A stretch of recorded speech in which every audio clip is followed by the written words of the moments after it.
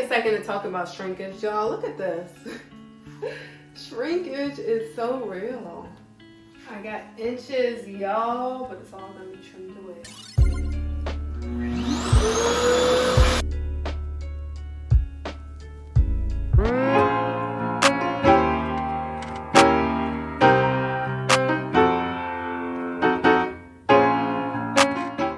Friends, it's Gabrielle Ishell. Thank you for tuning back into my channel.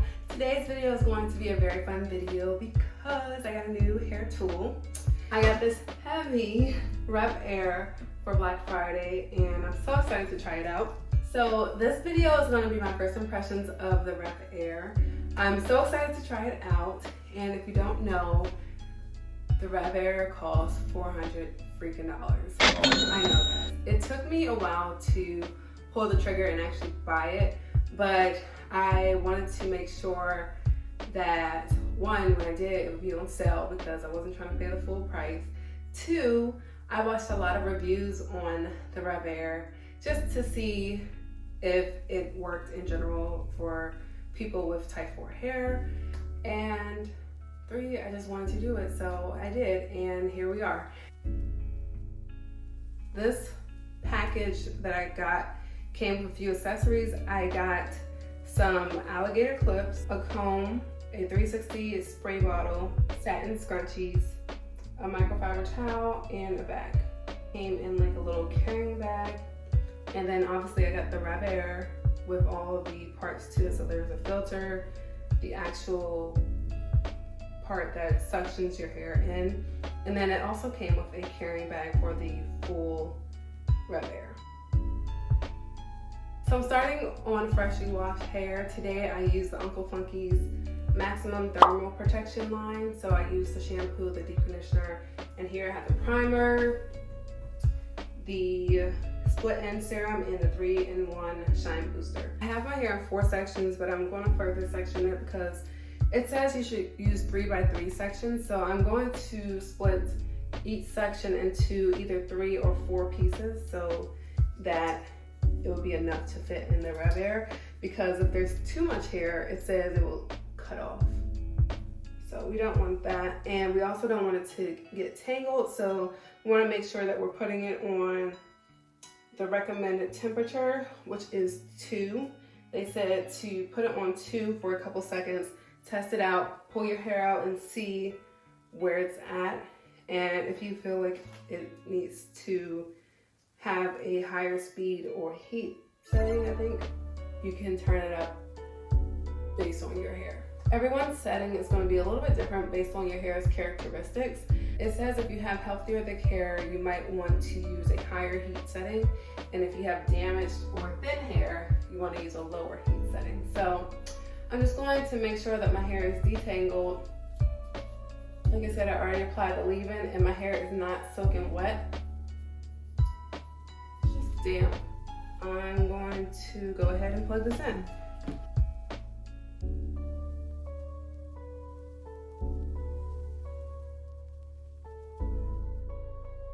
Okay, so first it says set on slow and low. So when it says slow and low, it means the speed level. So the 1 line means low speed, and the 2 lines means higher speed. And of course I'm going to set this to the heat to 2 because that's where it says to start. So I'm going to go ahead and turn this on.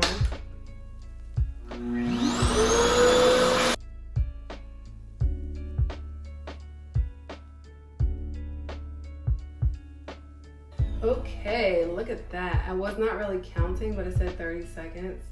Look at the inches, guys. I'm going to be doing a trim today too, so don't come at me in my comments, please. Yes. Okay, so it's not straight. Some of the pieces are still curly, but I think this is a pretty good job. It definitely did it quicker than it would if I was using a traditional blow dryer. So let's move on to the next section.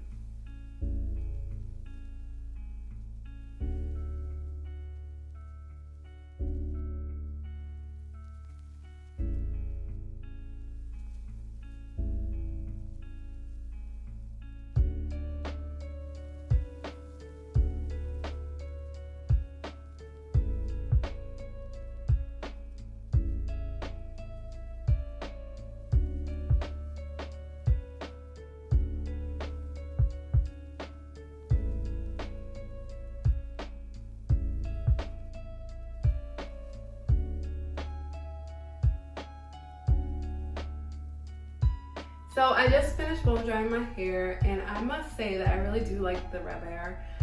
It did take quite a bit for me to do my whole head, but I'm still learning how to use it. I was able to use the speed of 5 to do my head, and it did it a little bit faster than when it was on, of course, like 3 or 4.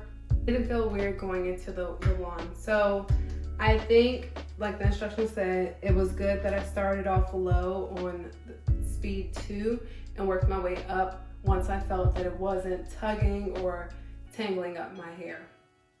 If you do feel any tangling going on while you have your hair in the wand, make sure you take it out and lower the speed. You don't want this thing pulling out your hair. I think I did a pretty good job of blow drying my hair. I think I need to figure out how much of each product I need to use on my hair, because some sections were really smooth and some were kind of rough. And it's because the hair didn't dry all the way, so it's still kind of curly, especially like in the back where I use the lower settings. My hair is a little bit curly, so next time I definitely know to amp up the speed from the get-go so that this can be more straight. Few things to note: never do this on soaking wet hair. Never use an oil prior to using the Revair, or blow drying your hair, period, because that's stupid. You can cause burning, and you don't want that.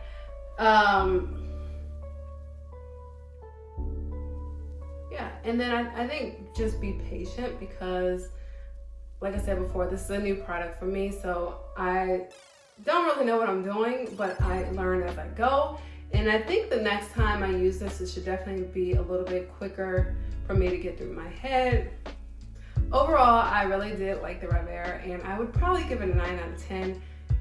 I would take that 1 point away because it's so daggone expensive, but I understand it's a really good product. So, and I'm sure there's so much that goes into it, so it has to be expensive, but geez, whew, that's a pretty penny. I do like the design. I do like the colors. It's really pretty, and it's easy to use. The only thing is it is really, really heavy.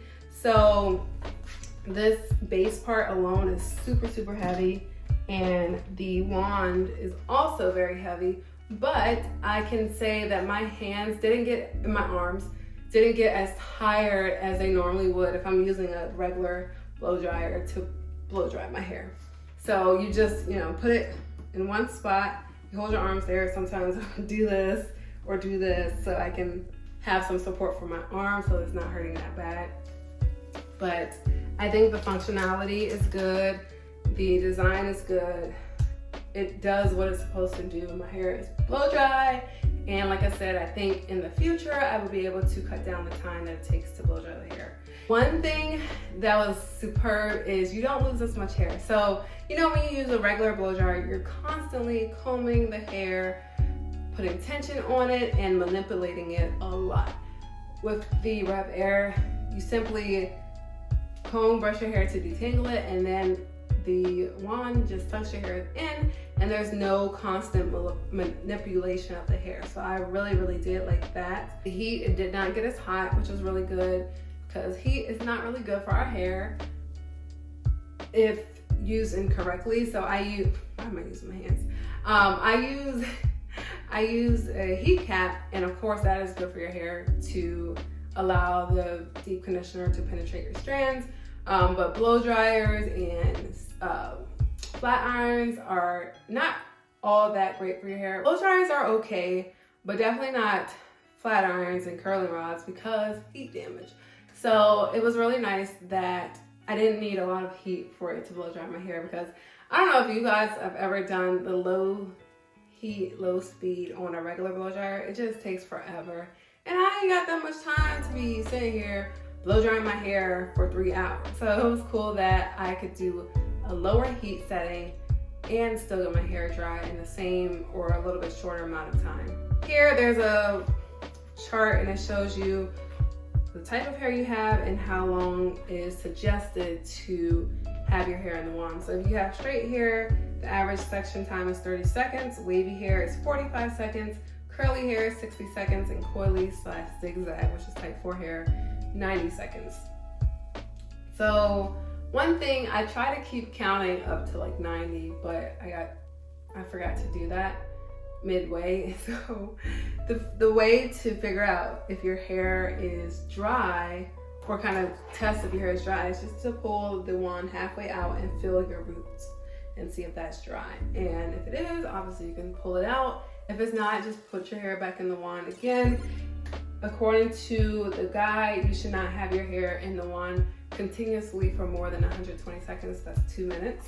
So one thing I like about this, if you have a section that's too large in volume, the heat chamber will shut down, and then it indicates that you should reduce the amount of hair that is in the wand. It also includes an internal sensor to monitor heat levels, minimizing heat exposure, which I really do like. All these things really do make it healthier for your hair. One thing that I don't have is the little holder. So I know on the website, I don't know if it's like $50 or so, but there's a holder that has this, and you can have the wand sitting upright like that, but I would just put it down on my counter like that.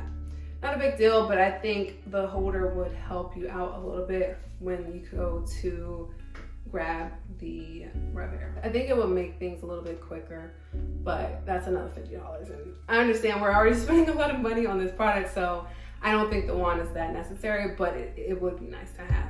I really did like this, and I know you'll be seeing this in future videos because first off, I'm not letting $400 go to waste.